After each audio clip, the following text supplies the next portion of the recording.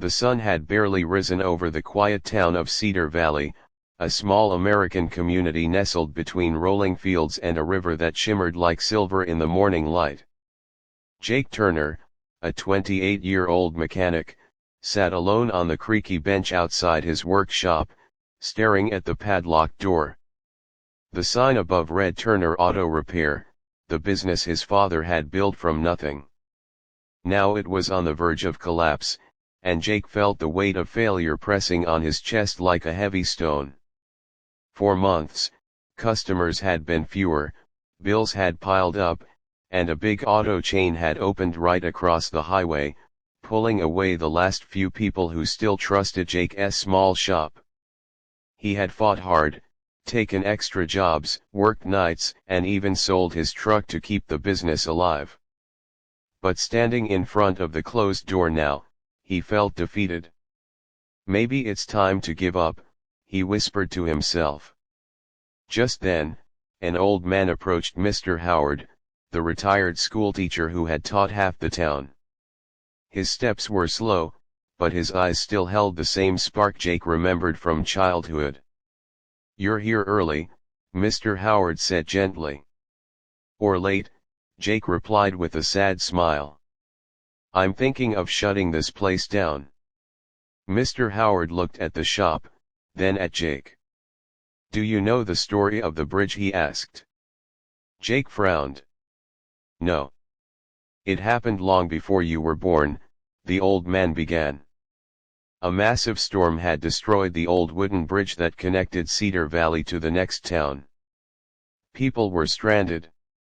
Supplies couldn't come through. Everyone kept saying, it's impossible to rebuild.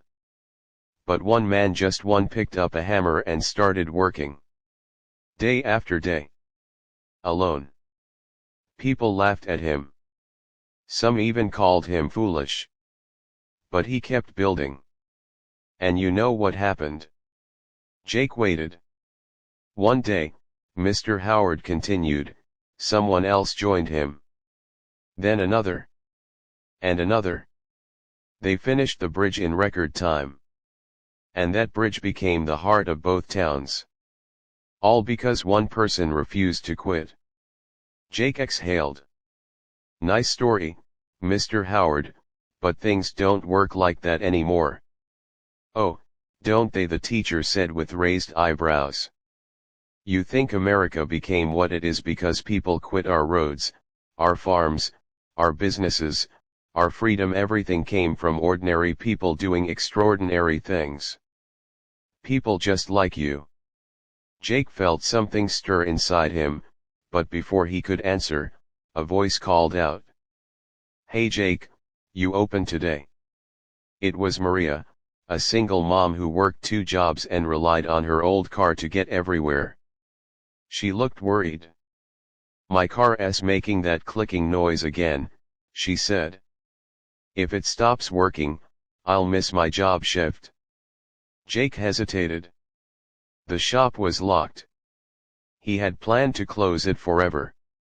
But he saw the worry in her eyes, the same worry he had seen in many others.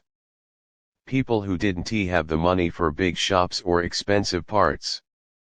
People who trusted him. "Give me 5 minutes, he finally said. He unlocked the door. He fixed Maria's car. She couldn't pay much, but she insisted on baking him a pie.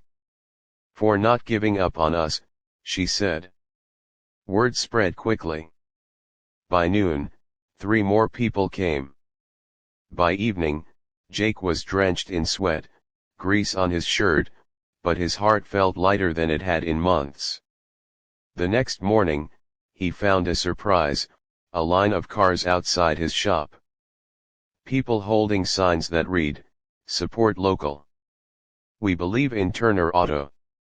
Honest work matters." Jake stared, stunned. Maria stood at the front. "We told everyone," she said. "You help us, we help you." And they did. A farmer donated wood to rebuild the old waiting area. A college student created a website and online booking system. A local veteran offered to help with repairs. The community Jake had thought forgotten him was now standing right beside him, just like the builders of the old bridge. Weeks passed. Then months. Turner Auto Repair grew busier than ever before. But more importantly, Jake discovered something he had forgotten: the power of not giving up, even when the world tells you to stop. One evening, he sat on that same old bench. Mr. Howard walked by again. "Looks like business is good," the old man said with a smile. Jake nodded. "You were right. People will help, if you just take the first step." Mr. Howard chuckled. "Remember, Jake, in this country, the bridge isn't just a piece of wood or steel. It's the effort, the courage, and the heart to keep going. That's what connects us. That's what builds everything." Jake looked at his shop glowing under the setting sun. "Thank you," he said softly. "For what?" Mr. Howard asked. "For reminding me that quitting might be easy, but building is what changes the world." The old man tapped Jake's shoulder. "That's the American spirit." And as the stars began to appear over Cedar Valley, the little shop on the corner, once on the brink of shutting down, stood stronger than ever, built not just by tools and hands, but by hope, unity, and the belief that no dream is too small in the land where determination builds bridges.